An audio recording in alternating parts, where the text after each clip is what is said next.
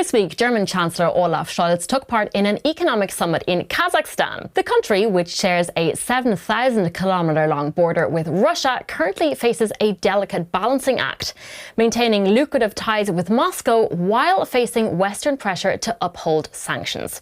To talk about this, I'm joined by Eduard Kinsbruner, Regional Director for Central Asia at the German Eastern Business Association. He's just back from the Kazakh capital, Astana. Eduard, welcome along. Great to talk to you. What did Scholz want to achieve with this trip? Well, with his visit to Uzbekistan before and to Kazakhstan, Chancellor Scholz is underlying the growing importance of Central Asia in quite a changing geopolitical environment. And the fact that he was accompanied by high-ranking business delegations shows also that the region is becoming increasingly important for Germany, not only political, but also economically. So there were political goals, of course, of this trip, but also economical trips, which are more important for our organization. As someone who watches this region closely, how would you say Germany's ties with Kazakhstan and other Central Asian countries have changed since Russia's war in Ukraine? Well, we had quite good economical ties with this region, especially with Kazakhstan, which stands for roughly 85% of German turnover trade with Central Asia. And we see, of course, that the focus on the region is after the start of the Russian war against Ukraine becomes increasingly more important. So German companies aren't doing business with Russia anymore, and the region of Central Asia, especially Kazakhstan, Uzbekistan, are more important for the German business as a market for sales, of course, but also as a sourcing market for raw materials or energy materials like oil. Let's talk a little bit more about energy then. Kazakhstan is full of natural resources, and we know that Germany has increasingly turned to it as a source of oil. But if we look at the journey this oil takes, we see that it actually travels through a pipeline that originates in Russia, meaning Moscow benefits from transit fees and has the power to turn off the taps. You mentioned the geopolitical situation. All of that considered, how much of a gesture against Russian aggression can this be? Well, Kazakhstan is one of the biggest suppliers, I think fifth largest oil suppliers to Germany and the EU. It was before the war and is increasingly more important now after the start of the war. And of course, is Kazakhstan supporting oil to Schwedt through the Druzhba pipeline. There aren't any other ways to get the oil from Kazakhstan to Schwedt, to Germany. It is geographically clear, so we have to deal with it for now. But I would say Kazakhstan and Central Asia are not only important in traditional oils, traditional energy mix like oil. They are becoming more and plays an important role as supplier for the energy transition. So like critical raw materials, for example. So the region is quite important in that way, and not only economically, but of course, geopolitically. Yeah, I want to talk a little bit about that economic balancing act, because while Kazakhstan may be building new ties with Western countries, it certainly hasn't been turning away from Russia. In fact, Kazakhstan's exports to Russia have risen quite substantially in the past few years. If we consider that almost half of foreign firms in Kazakhstan are now Russian, that Russia controls 25% of the country's uranium reserves, to what extent does boosting trade with Europe even stand a chance of lessening this deep dependence?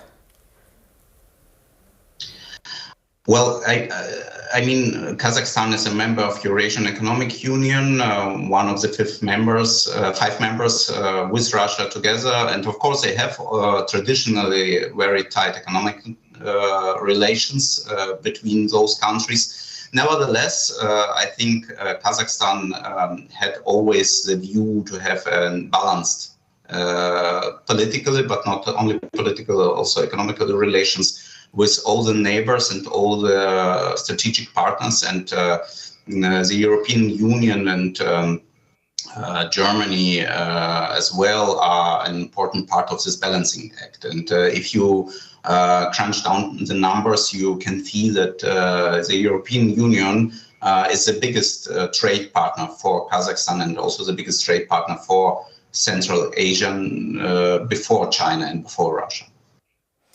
But it's fair to say, isn't it, that the trade with Europe isn't happening at the expense of its trade with Russia? No, it's of course not, because the goods are totally different. We supply machinery, we supply industrial products to Kazakhstan, and the trade between Russia and Kazakhstan is totally different from the structure. So it's not a question of a trade or between those two trades. Sure. Now, Kazakhstan has faced criticism for enabling Russia to get around Western sanctions, including in the trade of goods that could have military applications.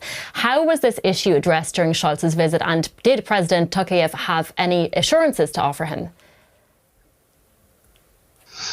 Well, I didn't listen to the talks of Chancellor Scholz to President Tokayev, but I think the issue of sanctions was risen in those talks, and we have to see that the trade between, for example, between Germany and Kazakhstan is rising, not because there are any circumventions of sanctions on this way, but because mainly because Kazakhstan's economy is rising, is growing fast, and is in need of supplies, and we see that.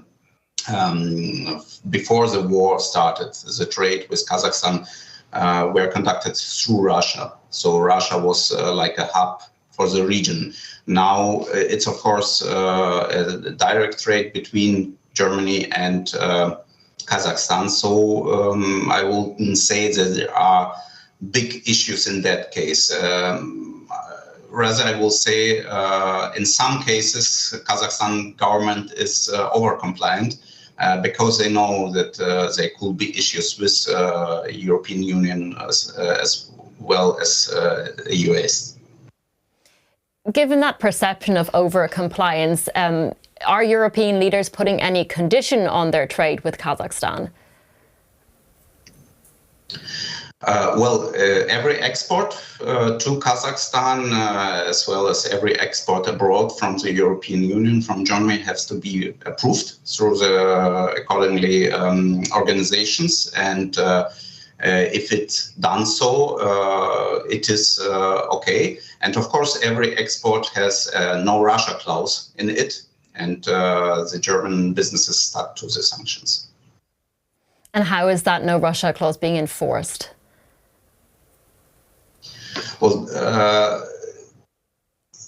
German companies generally do quite big due diligence, go to great lengths, looking very closely on the customer. So it's have to be clear that the sell product don't go to Russia and stays in Kazakhstan for this case. And it is, of course, also